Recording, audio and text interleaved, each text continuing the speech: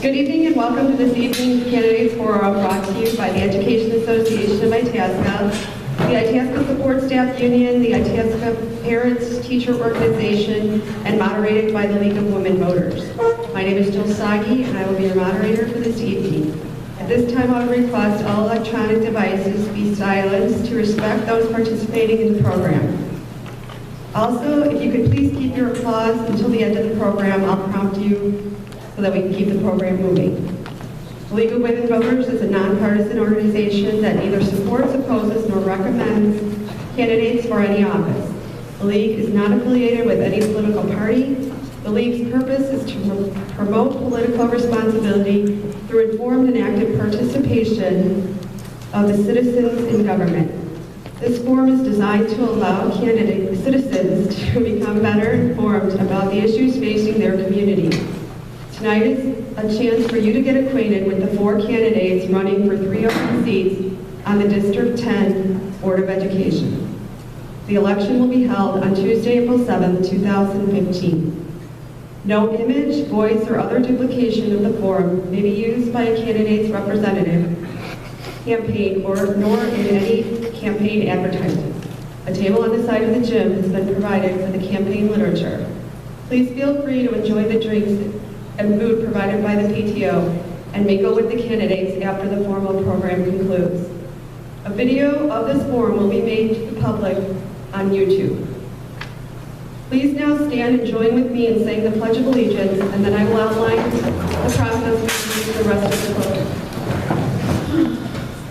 I pledge allegiance to the flag of the United States of America and to the republic for which it stands, one nation, under God, indivisible, with liberty and justice for all. The candidates have previously received the rules for this evening's forum. They will each be given 2 minutes to make an opening statement and 1 minute to answer each question, and then a 1 minute closing statement each. Volunteers will act as timers, and I will be enforcing the time limits by prompting candidates to finish, and we will continue. Members of the audience are asked and encouraged to write questions on cards being distributed by proctors throughout the gym. Please return your questions to the proctors. All questions will be asked of all the candidates. Our panel of moderators reviewing the cards to ensure clear wording and avoid duplication of questions is comprised of Linda Shashwari, Dee Costello, and Lisa Sushia. And now I'd like to introduce the candidates you will hear from tonight. They picked numbers, and this is the order that we will use for the program, and we'll rotate. Kelly Adreani, Don Alexander, Jenny Burke, and Dana Shaw. So for opening statements, Kelly is going to go first, 2 minutes. What Jill meant to say was I lost the coin toss. So hi everyone, I'm Kelly Adreani, and before I briefly introduce myself and tell you a little about why I'm running for the Board of Education, I'd first like to thank the Education Association of Itasca, the IPTO, and the ISSU for sponsoring tonight's candidate forum. My husband and I have lived in Itasca for the last 12 years, and our son John is a 3rd grader at Franzen. I became involved with District 10 in 2012 when John entered Benson as a 1st grader. I supported the folks who served on the referendum committee that year. I participated in the parent effort that ultimately raised $64,000 for the district. And then I became a founding member of and proudly sat on the interim board of the District 10 Education Foundation. I am 100% invested in the success of District 10. I believe that success comes from the collaboration between parents, staff, administration, and the Board of Education. Only working together will we be able to shoulder the challenges that confront the future of public education. Before I accepted the hardest job I ever loved as a parent, I worked as an asset manager in the field of commercial property management, securing seasonal contracts, running variable CAM statements, monthly billings, presenting ownership with projected annual budgets, and reconciling the annual property taxes are within my skill set. So great, I know my way around a spreadsheet. More importantly though, I'm just plain old willing to do the work.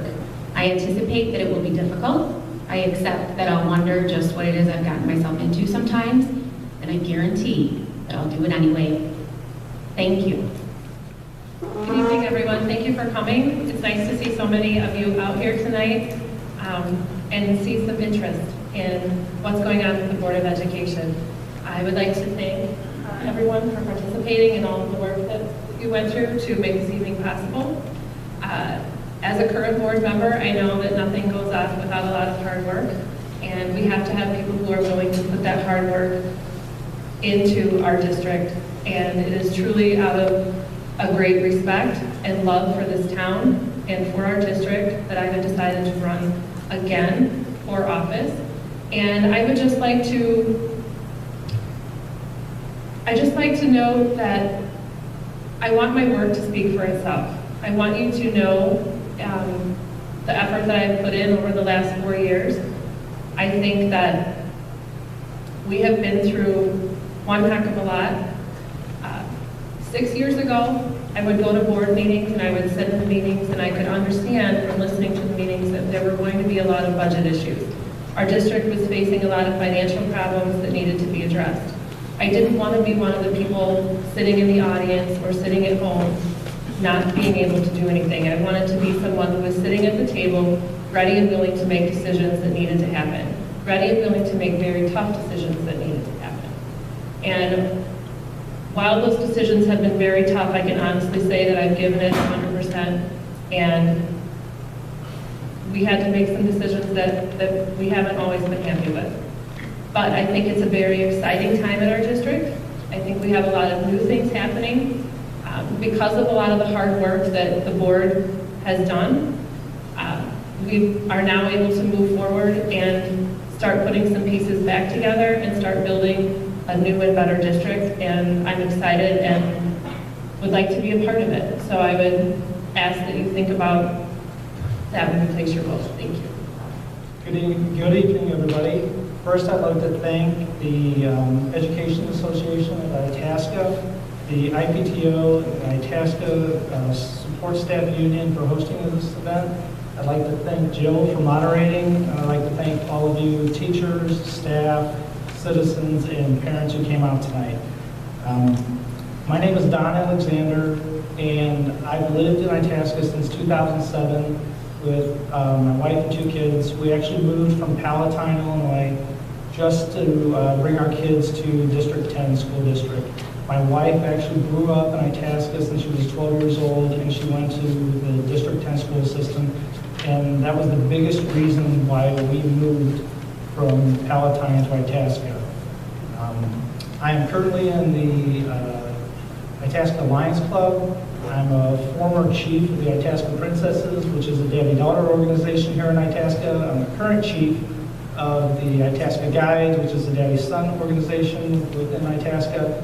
So I love serving the community of Itasca, and I thought that running for the Itasca District 10 School Board would be another great way of serving the community of Itasca. So I'm running for the school board to give my full efforts to make the District 10 school system the best it can be, and with all your help, I hope I get that chance. Thank you. Thank you. Again, just like everyone else, I want to thank the IPTO, I thank the Education Foundation, and Jill for the moderation. And one person that's always behind the scenes, it seems like at every event, is Mr. Travis. So thank you. You got all the emails to us on time, the questions, and it seems like you're always running the behind the scenes, so I appreciate all your efforts that you do. Just quickly, I might be a new face to most of you. My husband, Casey, and I moved to Itasca a little over 2 years ago. We have 4 children. And when we moved here, we actually covered all 3 schools. So we had students at Peacock, Branson, and Benson. It's kind of funny because when we first were looking at homes in this area, we kept running into people that said, well, I used to live there, and now I live here in town, and my parents live on that street, And we kept thinking, wow, this is strange. But after living here for 2 years, I'm right now petitioning for my parents to move here and my brother to try to move his family here because it is such a great community. My background is a little bit different, probably a little bit unique. I grew up in Indiana. I attended the University of Toledo as a collegiate basketball player and also went to law school there. My husband was also a basketball player there, so we got married, and he played professional basketball for 13 years. So we lived overseas for a good portion of our early marriage and when our children were young. We actually made 15 moves in 13 years, so that's a nice record that we have going. And in doing that, I think that I got to see a lot of just different school educational systems. Our children attended public school in Italy when we lived in Europe. And so I've just seen a lot of different school systems and how they work. And I think, having a sports background, probably one of the best assets I have is just being a team player. And I would appreciate the opportunity to be on a team where we can make a difference in the community and in the school district. We're going to start with the question portion. Again, there's cards on your chairs. Feel free to raise your hand for a moderator to come and pick up the card, and they'll bring it over and we'll get it into the mix as time allows. Our first question, we're going to start with Jenny Burke, is what do you think the strengths of District 10 are? And you have 1 minute. I think we have a lot of strengths. The biggest strengths that I think we have, though, are our entire staff of administrators, teachers, and our parents and the families of this district. I think over the last several years, I have seen the community come together in no way that I've ever experienced in my entire life. The amount of support that this family gives its children, or that this community gives its children, that the teachers give the children, that the teachers give each other, is amazing. And I think those are the greatest strengths, and I think we need to continue to use those to move forward and to keep our schools and make our schools just as great as they can possibly be. Mr. Alexander? Thank you. I have a daughter at Franson and a son at Benson. I try to help out with the IPTO a lot, and I've talked to a lot of the teachers, and I think a lot of the strengths of District 10 is really, one, the teachers and the staff of all the schools. They're so great to work with. They love to communicate with the parents. And then the parents and the support staff, such as the IPTO, they're great to work with. They want to work together with the teachers, the staff, and the parents to try and make the District 10 a great school system. Dana Shaw, please. I would just echo the same sentiments. I think if you look at the strengths, you can really break it down into two things. I think the community and the teachers and staff at the schools are probably the two biggest strengths that we have. I think they're intertwined because it's amazing to see how invested parents are in the school district and in the education of the children. It's very refreshing and very exciting for me to see. But it's also exciting to be in the schools and see the teachers just invest into the young people that we have in our community. And I can give you several examples of where I've seen teachers go above and beyond, principals, staff, to really invest in the well-being of the students and make that extra effort. So I think those two things are definitely the two strengths that we have. Thank you. Kelly Adriani.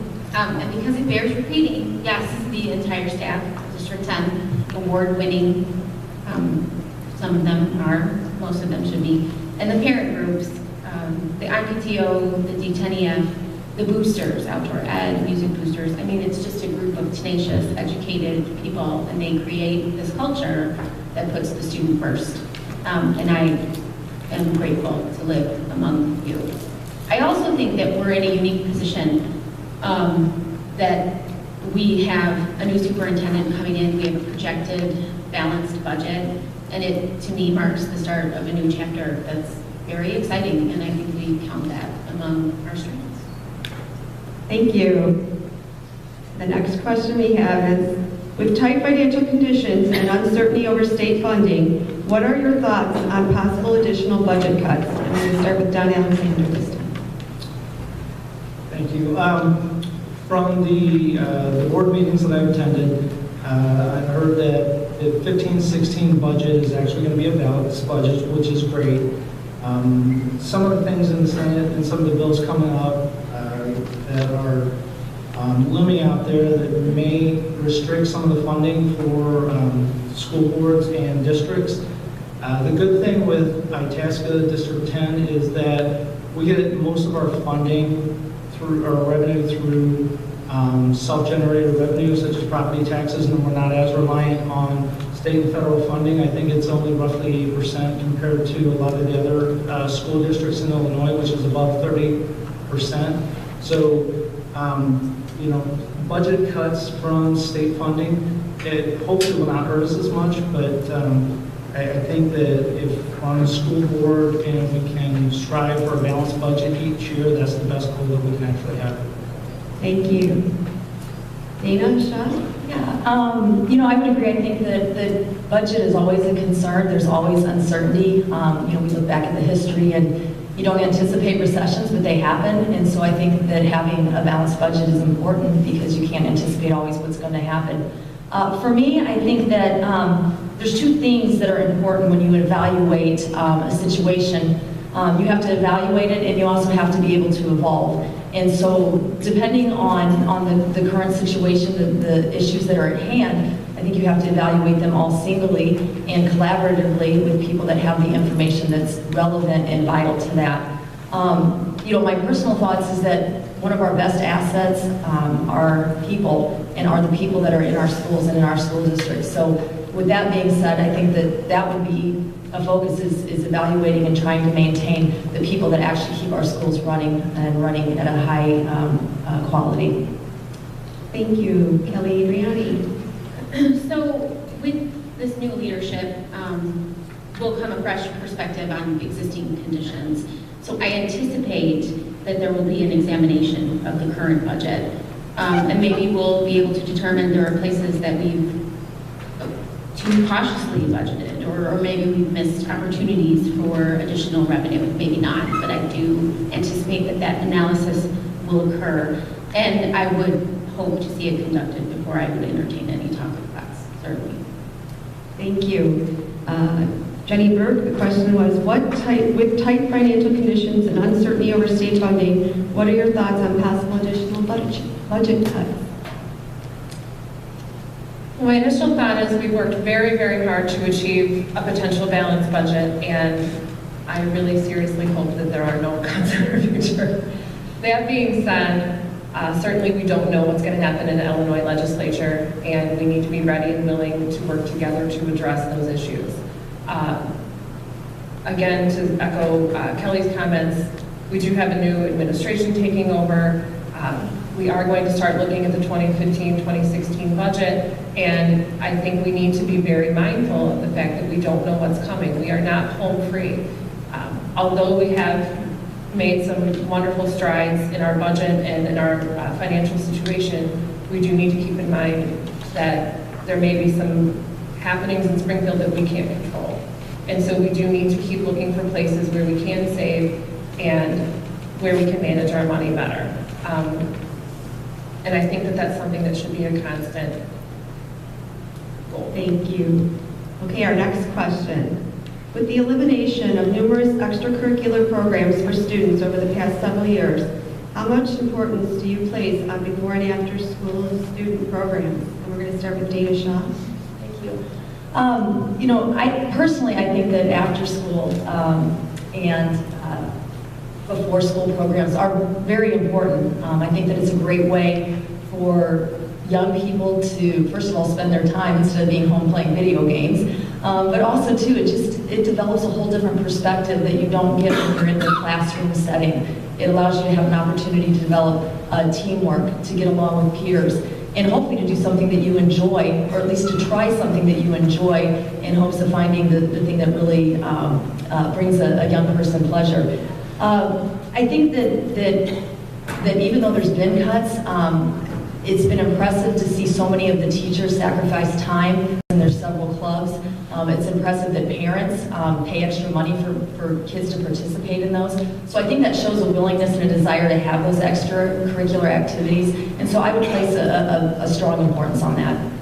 Thank you. Kelly? So when I looked at this question, I wondered if it predates my involvement with the district, because we participate in so many after-school events. We do chess club, we've participated in the Friends and Challenge, courtesy of the IPTO. When we were at Benson, before school started, we were with Mrs. Reuter in the library doing Mom and Me or Dad and Me Read. And admittedly, I'm less familiar with what is offered at Peacock, but certainly I absolutely value before and after school programs, and I'd like to see them persist. Absolutely. A lot of the extracurricular before and after school programs were cut several years ago prior to my time on the board as an initial way of saving money to save some of the other programs in our district.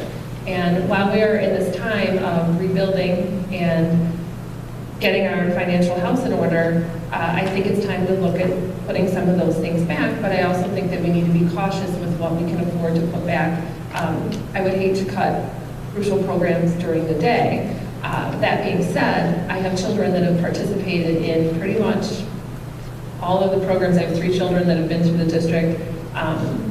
We've done everything from Chess Club, Friends and Challenge. My children use the tutorial programs after school at Peacock, which are phenomenal. And of course, band and chorus.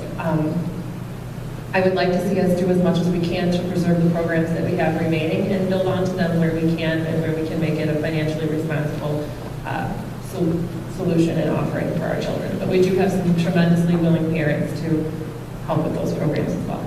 Thank you. Don? And I'm going to echo a lot of the things that candidates up here said. I do place high importance on before and after school programs. I know this morning my wife was at Benson with my son doing the Mom and Me Read. My daughter does Spanish after school. I do know that some of these things were cut out of the budget because of budgetary concerns, but people like the IPTO and the teachers have volunteered their time and found funds to bring some of these these programs back.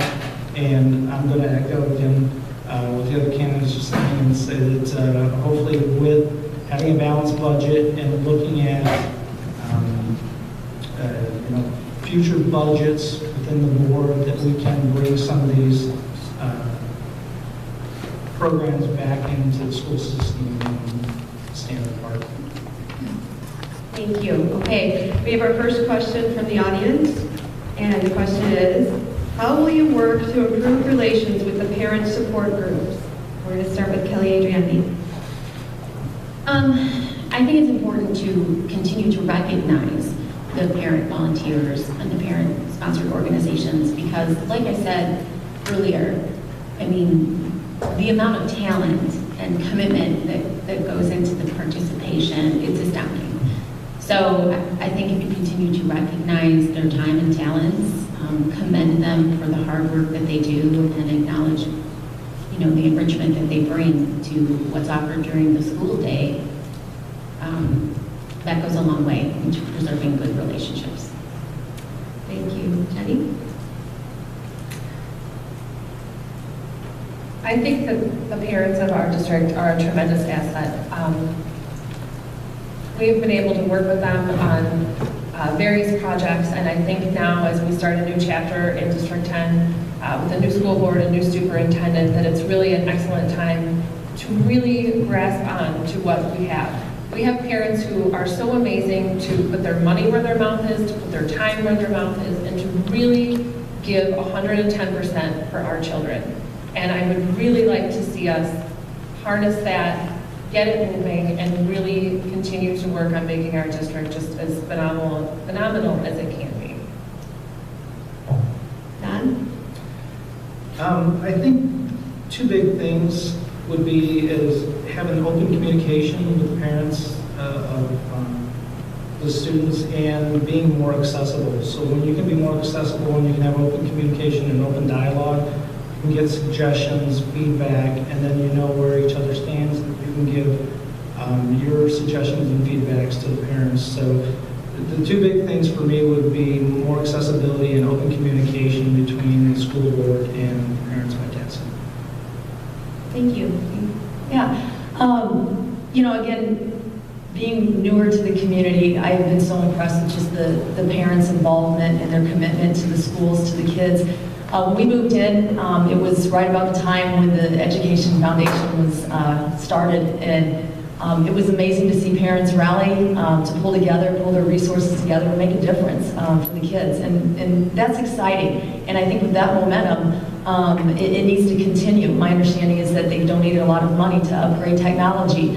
That's awesome, and I think that as school board members, that we need to have active dialogue with the parents, as well as the teachers, the staff, the community, and that there needs to be transparency as well. I think that a lot of times problems exist when there's not communication and there's not transparency. And so if those two areas can be worked on and made a priority, I think that there's a lot of great things to happen in the years to come. Thank you. And our next question from the audience is a little multiple choice here. If you were asked to make a difficult financial decision as a board member, would your primary concern be A, what can we afford? B, what is in the best interest of our kids? Or C, other? Please explain. And we're going to start with Jennifer. Of course. That's the trick question. I can just say that from my experience on the board, I think it's important to combine 1 and 2, or A and B, as it were. And my priority, and I think that you can see that through my actions in the last 4 years, has been to combine those two and to make the best decision that we possibly can, given our financial constraints, but also given what's in the best interests of the children. And those are our responsibilities. That's where my passion and my heart lies, and my common sense, to be honest with you. And every decision I make will be based on those two things combined. Thank you. Ann? I'm actually going to add my own answer and put D, all of the above, because I think that you have to look at any decision from any angle and get all the information you possibly can. And when you're looking at it from a budgetary standpoint and from the good of the children, there's always other aspects that may come that it's a variable that you don't know about. So getting all the information that you possibly can to make the best decision for everybody is what I would like to do. Thank you. Yeah, thanks. I definitely think that it's a very tricky balancing act between the A and the B. What can we afford and what's in the best interest of the kids? And striking that balance the correct way is very important. I would add a C. The other would be even thinking outside of the box. I think that sometimes that we don't look at all the options that are available, but just look at the way that things have always been done. And one thing that I hope to do is just to bring a fresh perspective, maybe new ideas, to ways that we can think outside of the box and that we can make sure that the best interests of the students is met while also being fiscally responsible. Thank you. Kelly? Right, and just to build off of that, fiscal irresponsibility isn't in the best interest of our students, and that is so tough to hear, and it was tough to live through. And I think that going forward, continuing to show that we are a district who values fiscal responsibility, that places the interests of the students first, is the top priority. Thank you. And our next question from the audience is, how important do you think a healthy fund balance is? Would you consider dipping into the fund balance to increase programs? Or to put it bluntly, do you think the generation of kids is more important than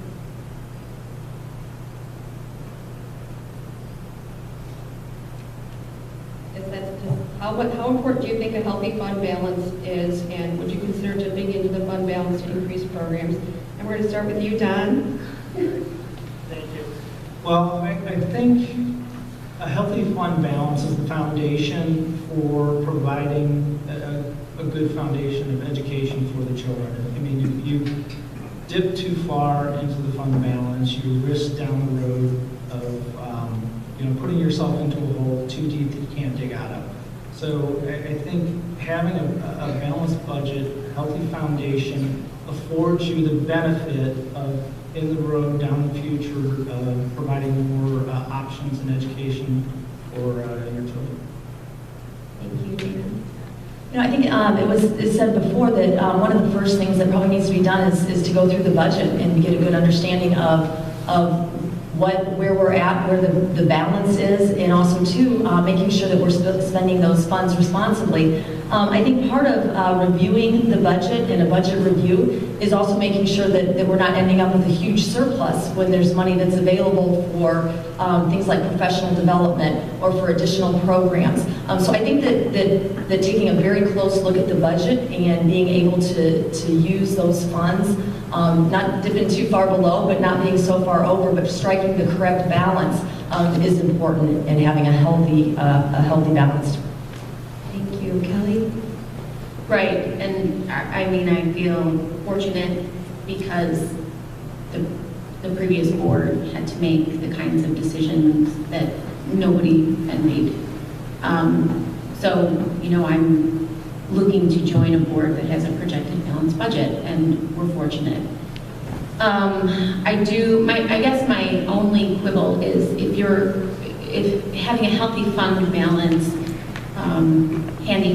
for your current fiscal year, handicaps, or if it handicaps your current fiscal year because you're worried about 20 years in the future, that's a concern. And budgeting too cautiously is, I think it's problematic, so. Thank you. Jenny, I'm going to just read it really quick here. How important do you think a healthy fund balance is, and would you consider dipping into the fund balance to increase programs? Having lived through this example myself, I have to be honest with you and say that I do think it is important to have a healthy fund balance, but I also have been willing to dip into that money when I felt like we really needed to. That being said, I also think it's incredibly important to continue to go through the budget, to look at it line by line, to make sure that there aren't places in the budget where there's extra money that we could be using to save programs and to have programs that we really need and that our children can benefit from. I think that we need to continue to keep our budget under a microscope, keep it changeable to, or amenable to the budgetary needs of the school year. And I think I've shown that I'm willing to do that. I'm willing to do all of the hard work to make sure that we're spending our money where we need to, but sometimes you do have to dip into your savings account. I think as adults and homeowners, we know that it happens. And thank you. We're going to go back to the questions from the sheet you were given before. Of all the issues discussed this evening, what do you think is the most important challenge presently facing the district? And we're going to start with Dana Shaw. Sure, yeah.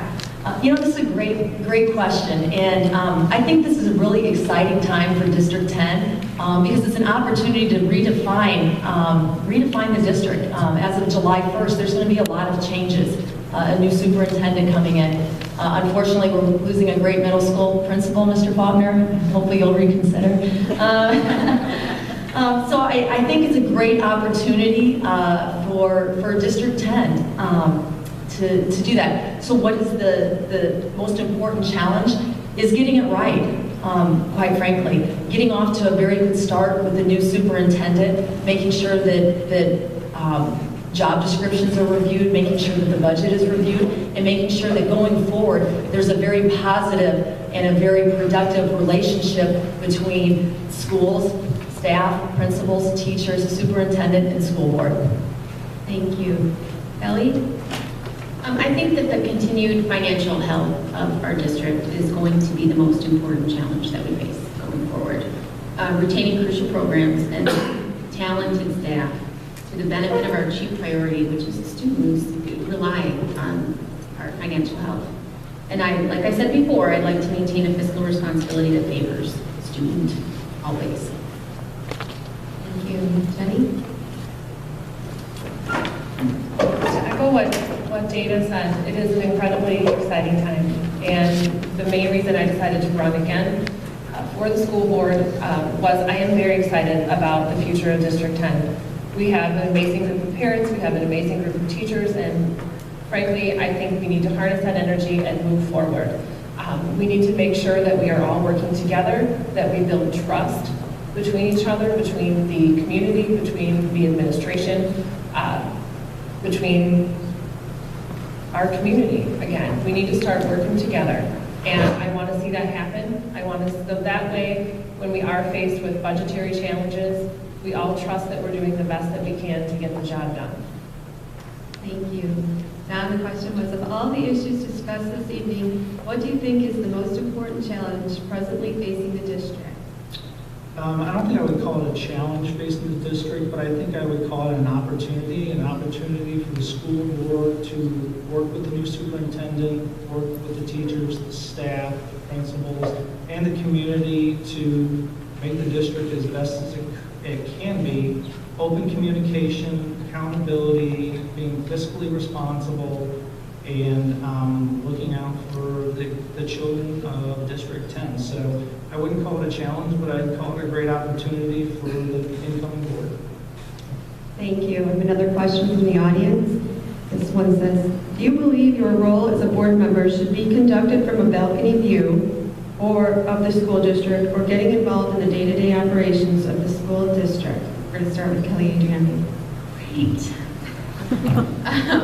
I think you probably have to do a little bit of both. I think that you sometimes have to take a 50-foot view of events, day-to-day events, future events. That said, I always love it when I see a board member at school that here tonight. So I do think it's a bit of both. Thank you. Betty?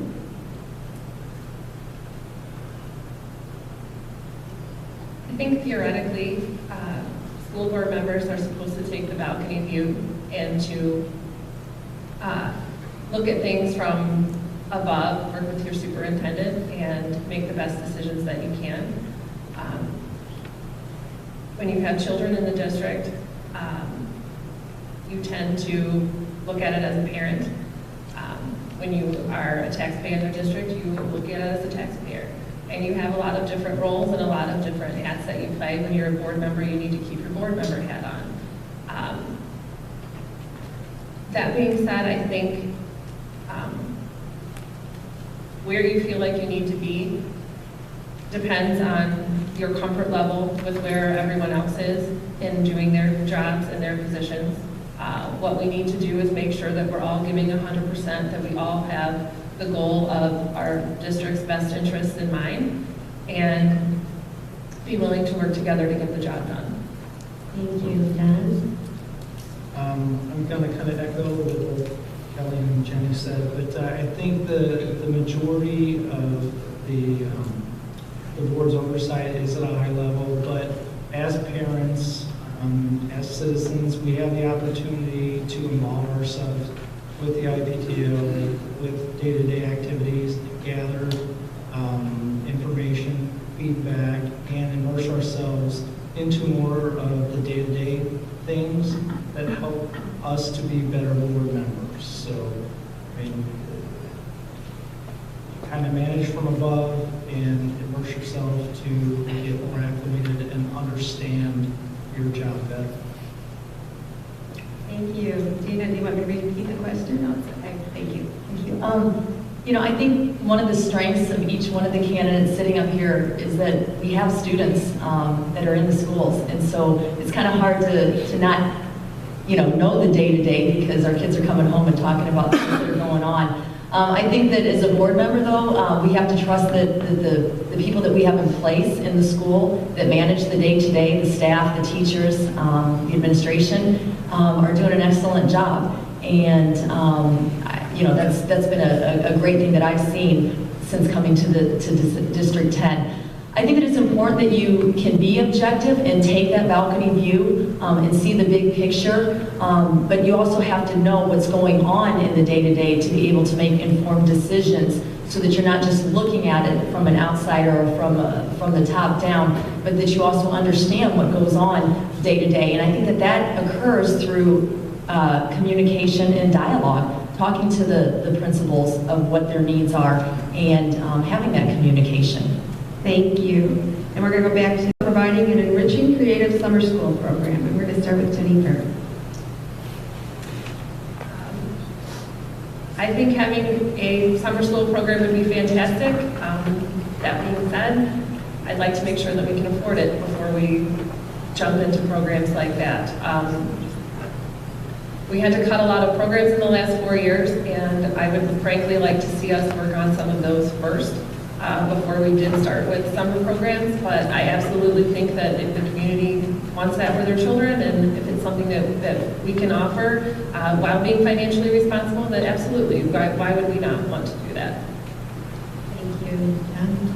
Well, I can tell you right off the bat, if you ask my son how he feels about going to school in the summer, he would absolutely say no. But I would have a very open mind about summer programs. Again, I will echo what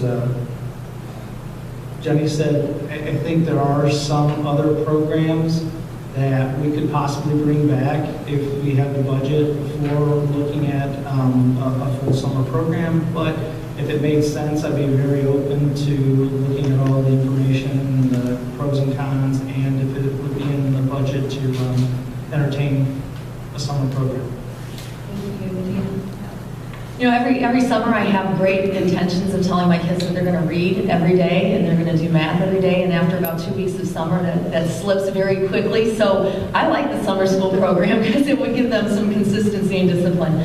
I do think it would be very beneficial, especially for students you know, that need the extra help. The summer is a great time to get that. I know that when we came back from Europe and after living in Italy, my kids had a lot of trouble with English, just spelling, reading, things like that. And so I do think that it would be a benefit, especially in areas of reading and even math, keeping up with your skills in math. That being said, again, I think that's an area that would have to be examined closely. This is one of those areas, though, that I think maybe you think outside the box and come up with some different creative solutions, maybe some different ideas, and that's where I think collaboration is very important between parents, teachers, principals, and school board to be able to do some of these things that will continue to keep our district in an excellent position. Thank you. Right, so the only thing I would have to add to that is, of course, you have to be able to afford it. And I think when you think about that, also remember how willing parents in the district are to cost share. Guitar Stars, Language Stars, Chess Club, you know, we pay for those so our son can participate. I think people would be willing to do the same. And now with the advent of the Education Foundation, perhaps there are sponsorships, scholarships available for students whose families would have a harder time meeting that financial commitment. I think it's a possibility, and I definitely think I'm agreeable to discussing that more. Thank you. Okay, our next question is, in light of a Common Core and Park State test, how much importance do you place on the test scores? And we're going to start with Donnie Alexander. I know the Common Core and Park are state law, so I think that having the ability to evaluate these kind of programs, be it test scores, is a good way of seeing if a program or a test is working or not. I know that not everybody learns in the same way, everybody takes tests in the same way, so I wouldn't want to, I don't think you can just have a test score and evaluate all kids based on the exact same test. I do think they're a great measure for how a district is doing, providing education overall, but I just think that shouldn't put all your eggs in one basket, and not every kid takes tests the same way. So. Thank you, Dina. Yeah, you know, that's a tough question because it's almost kind of that lose-lose mentality. You feel like we're just teaching for the test, we're just trying to do well enough so that we, you know, get the state approval, and it becomes a burden. And I know that the kids feel the pressure, and the parents feel the pressure, and the parents feel the pressure, and that's not a good position to be in, but the reality of this is it's probably not going away because there has to be some type of level marks in some way to evaluate, and again, as Don mentioned, the state controls that and hands that down. So I think if we turn it into a win-win, hopefully we can prepare our students to do it. I know at Franzen, they make it an exciting time. Mr. Taylor dresses up, and it really takes the edge off, and I think that really does help the students. So I think that looking at those tests and those test scores in a positive way and using the feedback to continue to make changes, to continue to help the kids be successful on the test, hopefully can be a win-win if we look at it that way. Thank you, Kelly. So we know that the PARCC test is the Illinois assessment, and the Board of Education has no power to change that. Beyond that, I have the luxury tonight only of being able to answer this question solely from my perspective as a parent. So, you know, to my fellow apprehensive parents, I am right there with you. You have a friend in me. What I do know about PARCC and Common Core give me pause. So what I can tell you, you know, just between us, is that whatever the number, it does not now and will not ever equal the sum of my beautiful child. Thank you. Jenny? I think this is one of the things that you answer as a parent and as a school board member. As a school board member, we're directed by the state of Illinois to follow state law, to follow the mandates that were given to us by our elected representatives in our state legislature, in the federal government as well. Much of our funding, Title I funding, Title III funding, some of the funding for special education, and the small bit of federal funding that we receive all hang in the balance if we do not comply with the Common Core and PARCC testing requirements. So we need to make sure that we do follow those mandates. That being said, I think it's a time that we get creative, that we call upon our superintendent, we call upon our teachers. How can we make this an opportunity to help our students and to do the best we can with what we have to deal with? And as a parent, that's how I've tried to explain this to my children. Thank you. Okay, our next audience question is, what are your thoughts on handling the growing need to provide technology and app support to help special needs students? Also, any curriculum needed as well. And we're going to start with Dana.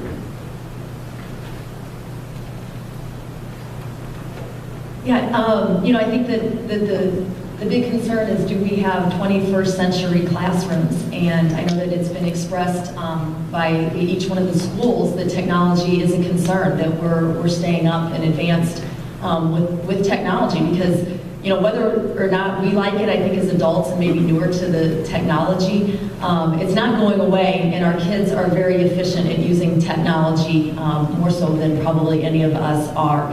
And so I think that my thoughts are that this definitely needs to be an area of focus for the school board when we consider different ways to invest money, that technology and having 21st century classrooms is of the utmost importance.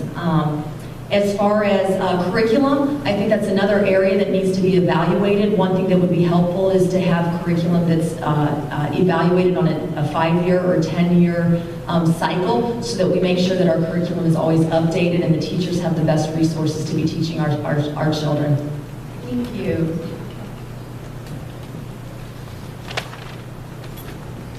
Kelly? All right, thank you.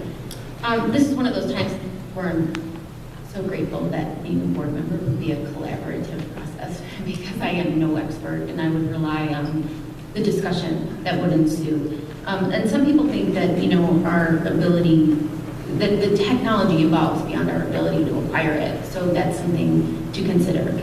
I know that last year the IPTO donated $45,000 for technology. I know that the Education Foundation is ready to award grants, and these are teacher grants. Perhaps they will identify some of the technology they think we need, and ultimately I would like those recommendations to come from within the building. What do we need? And I want people with their feet on the ground naming what they need. Thank you, Jenny. I think technology is something that for a few years in the school district we put on the back burner while we were looking at making a lot of cuts. It was something that we knew we could hold off on a little bit, but now that we've started to get some of that straightened out, it's time to really focus on technology. I know that my 9-year-old knows way more about computers and how to use an app and how to learn things from his iPad than I can ever imagine. And I think that we need to be mindful of that. That being said, I don't think any new technology is going to work without the support of the teachers and making sure that they have what they need so that they can get creative to give our kids the best possible education. If you put an iPad in a teacher's hands and they're not excited about it and they're not trained on all the things that they can do with it, it's going to be a waste of money. So I think working together with the staff, the parents, the students, to make it great is a focus, and we shouldn't spend technology unless we're willing to put our money there as well and our time. Don, what are your thoughts in handling the growing need to provide technology and app support to special needs students? Also, any curriculum feedback? I think technology is a really good opportunity for District 10. I think technology for the sake of technology is not good. I think the ability to solicit feedback from the teachers, principals, incorporate technology into the curriculums for provide a better learning experience is a worthy cause. So I'm all in for technology, and I think that if we can learn how we incorporate that into the curriculum and make the learning experience the best for the students and the best experience for the teachers, I think that that's a great opportunity for the Thank you. We're back to you, Kelly, and the question from the audience is, if as a board member you had a vote on whether or not to consolidate District 10 into a unit school district with Roselle-Bloomingdale, Keeneyville, what are your thoughts on this? Oh, I've reconsidered running for the board. I know so little about consolidation and unified districts. I understand that there would be a significant financial benefit probably from doing such. Beyond that, again, I would rely on the recommendation of leadership and the discussion that would ensue among my obviously more knowledgeable board members. Thank you. Any? I'm going to have to echo what you said. I think that certainly there are a lot of places in the state of Illinois where we feel like we can consolidate funding, where we feel like we can consolidate where we're spending a lot of administrative costs. And I think school districts are one of those that people look at and say, you know, could we save money here by combining? I will tell you from a lot of research that I've done that U46 is one of the most problematic school districts in our entire state. And one of the reasons is because it is so large. And I think before we really expand into giant school districts, we need to look at that and learn from that and make sure that we're making the best decision. We may not have the opportunity to do that. That's what our elected officials do. So given that we are faced with that sort of situation, I say we work together the best we can to do the best that we can. Thank you. I think before you can make a huge decision like that, you would have to have all the available information and discussions to go in place with that. That is such a big change for not only District 10, but the entire Itasca. So before you even think about jumping into those waters, I think that you have to do a very, very, very detailed evaluation on what that would mean and not rushing into any decisions. Dana? You know, probably like Kelly, this is not an area that I'm as familiar with and would need to research. Again, it sounds like Jenny, you've done some looking into this, and this is where I think you rely on collaboration and research and doing your due diligence to know what's best for the entire district in that sense. Thank you. We're going to go back to the original list of questions, and we are going to start with Jenny, and the question is, with the addition of Francis Intermediate School nearing completion, do you feel we need to consider making enhancements to our other facility? The school board spend some money and time having a project done to evaluate the number of students that are going to be attending Itasca schools. It is of utmost importance that we plan for this, that we are mindful of it constantly. We are going to have more students. This building in particular has, I think, 13 different roofs we discovered when we had the roofing replaced a couple years ago. Are we going to be able to house all of the students that we have, and are we going to be able to keep our current buildings up? These are things that we absolutely need to keep in mind, and we need to be planning for this in the back of our mind. Our addition at Franzen is certainly not the end of a long road of growth in our school district, and we built Franzen with the addition with that in mind. So hopefully we can expand on that when we need to, but we're certainly going to need to look at it in other schools as well. Thank you, Don. I think all the buildings definitely are in need of a little TLC. I know Franzen's getting it right now. I do know that there has been some major projects on all the buildings. I think new floors and new roofs have been put in all 3 of the buildings, and in the last 6 years, I believe, new boilers and chillers.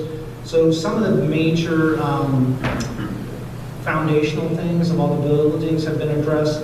Are there some things that are on the honey-do list that you'd like to do to expand and make it a better experience for everybody?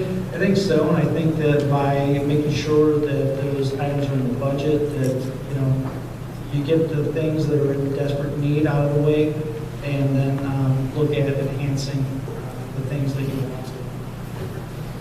Dana? I think with the projected enrollment increase that each one of the buildings have had an opportunity to look at just their space and how it's used and what are potential options if you have to add an additional class to a grade level. And so I think that report and that projection has been great because it's advanced the conversation, so it's not just going to be scrambling at the last minute. The addition in Franzen is very nice with the basement area. I understand has great storage area, so that's a good thing. I think that there's other enhancements that can be made as well. I think that the technology, going back to that discussion, there's things that can be done within the building, such as improving the bandwidth and enhancing just certain classrooms to manage that technology would be something that could be looked at as well. And then again, obviously with the enrollment increase, that will be a continued discussion. So if we're talking about enhancements, like Don said, we've done the floors and fencing, a roof, the chillers and boilers here in Peacock, in the parking lot. I think enhancements are always underway. In terms of additions, if an addition aligns with the financial health of District 10, I am of course agreeable. Although I will say I don't know that I would ever be agreeable to, again, displacing an entire program or programs for an entire school year. And so, big props over Franzen, because music, art, and special ed has managed what couldn't have been easy to manage this year. Thank you. Another question from our audience, and we're going to start with Don this time. How important do you think it is for the district to address the growing needs of our special ed population beyond maintaining the contract with NETSA? I think special education is something that's very important. I think that something that we should look at. I'm not familiar with the current contract with NETSA, so I would have to get information on that. But I do think that special education needs are something that the board should keep in mind, keep addressing, and keep evaluating going forward to make sure that the needs of every child is being met. Yeah, I would agree. I think that the special ed population is important, not just that their needs are being served, but I think that it serves a great purpose with the other students in the school. I know personally, my children really appreciate having an opportunity to be in the classroom with them, to do activities, and I think that that's a very important component. I'm not familiar either with NETSA, so I can't answer that either. That would be something that I would have to have more information on. So obviously, this is a huge priority, and I do think that Jenny's going to be able to speak more knowledgeably. I think. I'm not 100% sure.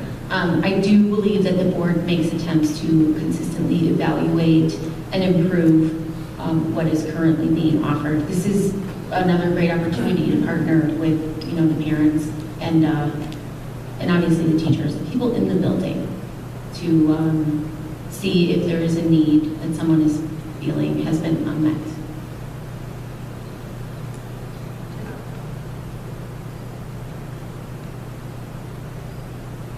In terms of what we are doing with special ed, I think it's of utmost importance to continue our relationship with NEDSAC, to continue to be a part of that collaborative. We are paying for things on an a la carte basis now, which makes it a little unpredictable, makes it hard to budget. It makes it difficult to know exactly what you're going to need to spend money on and what you're not going to need to spend money on. That being said, what I'd also like to see us do in a greater way all the time is to communicate with the parents, to communicate with the teachers, to figure out what's in the best interest of each child, and really have an open door policy when it comes to how can we best treat the student. Does the student need a special education program? Do they need help from the teacher? How can we best address those issues? And I think by fostering a collaborative approach between parents, teachers, the special ed community, we can really work together towards achieving the best thing that we can for our children. We have some great programs, especially at PTAC, and I'd like to see us continue. Thank you. The next question we have is back from the original list, and it says, school board members make many decisions that directly affect classroom teachers and students. How will you stay connected to the school environment? Let's start with Dana. That's an easy one. I'm glad I got that one first. So,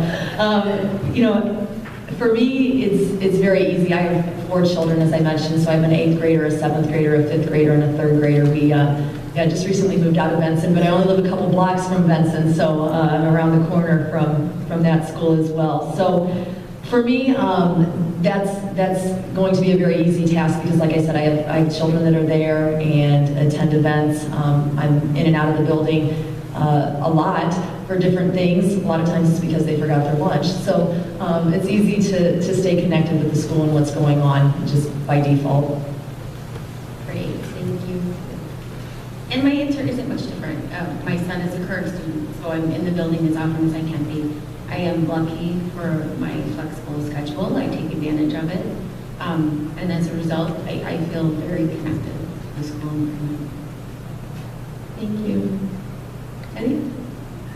I would say the same for me as well. I have 3 children. This is my very first year not having a student at Benson after having one there every year for 9 years. I miss it very much. But I will say I've spent a significant amount of time in every school. And I am continually impressed by the caring of our students, of our teachers, of our administrators, to genuinely put our students first. And I consider it a privilege every day that I send my children off to school where they go. And I consider it a privilege for them that they get to be with the people that they get to be with. As a child, I went to a different grade school every year, and I saw a lot of different things. And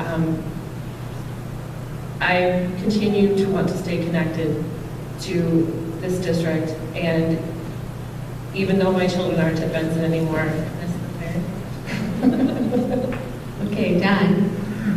I think being accessible and open communication is real key. Like everybody up here, I have 1 child at Benson, I've got 1 child at Branson. I love having the flexibility that I do with work. I work at Schaumburg, I can be back and forth. Like on Fridays, my wife does hot lunches, so I'll come at lunch and do hot lunches with her. I'm doing ices at Benson. So I think doing things where you can be visible, openly communicate, see what's going on with your children in the schools, being accessible as a board member to the superintendent, to all the principals is real key. Just immersing yourself in the day-to-day activities of your children, being able to volunteer as much as you can and be around them as much as you can. Thank you. I hope you all got your questions in. We're just about to get to the last question here before we start our closing statement. And the final question tonight that came off the original list is, list up to 3 educational concerns that you want the school board to address in the near future. And we're going to start with Kelly. You know, I was one of those folks that placed a high value on reinstating the media center director position at Peacock. It was of utmost importance to me, and I see that it is in the budget, and I am grateful for that. Beyond that, as a parent, you know, it's easy to be concerned about the overall tone of education in the face of constant Park.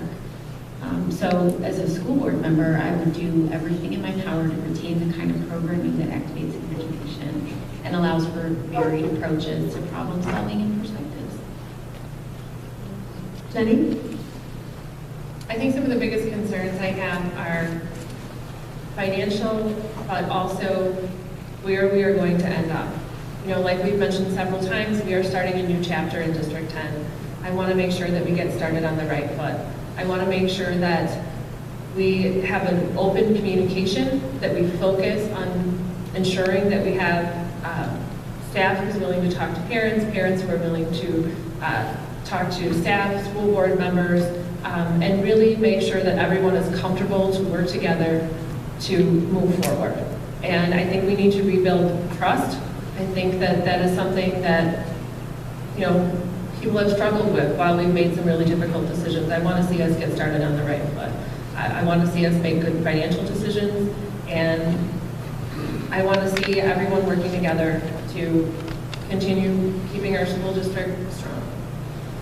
Thank you, Don.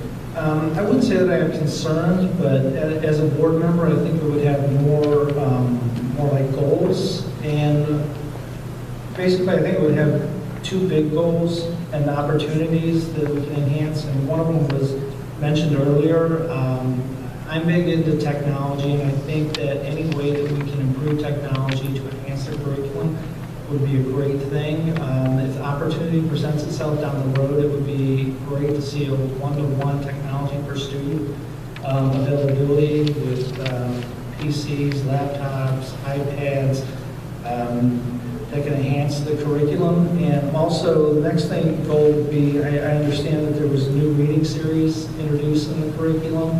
I think there's opportunity to expand upon that and update the curriculum series, keep moving forward with updating the curriculum so we can give our children the best education. Thank you. Dana? Yeah, you know, I had 3 areas listed, and I think they're more just areas of emphasis and just conversations that I've had. You know, I think first of all, the technology, making sure that the schools are in this 21st century classroom, that we're equipping our teachers, but also to having the technology available for our students in the classroom. I think a thorough evaluation of just where we are, doing, you know, just a very objective review of programs, whether they're after school, before school, of where we're at across the board as far as the budget, but just that really thorough evaluation is another emphasis that I think is important. And then the last thing is just basically communication and transparency. So those would be the 3 areas that I would emphasize.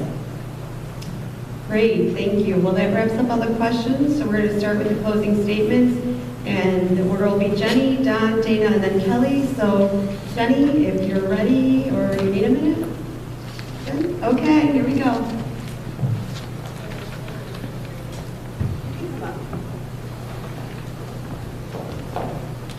I would just like to say thank you for this wonderful opportunity to speak with you.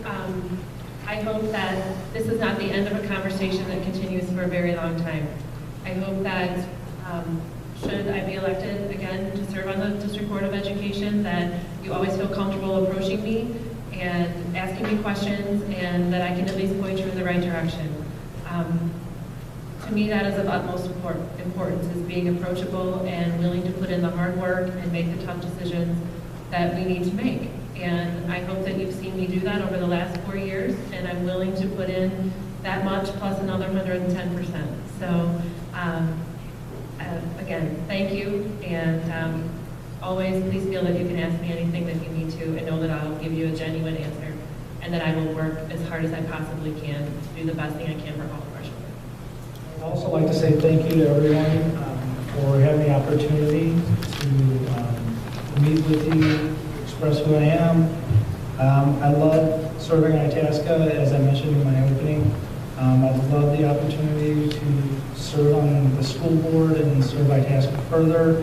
What I can commit to is that I would be accessible, open communication, and willing to work hard to make District 10 as great a district as possible.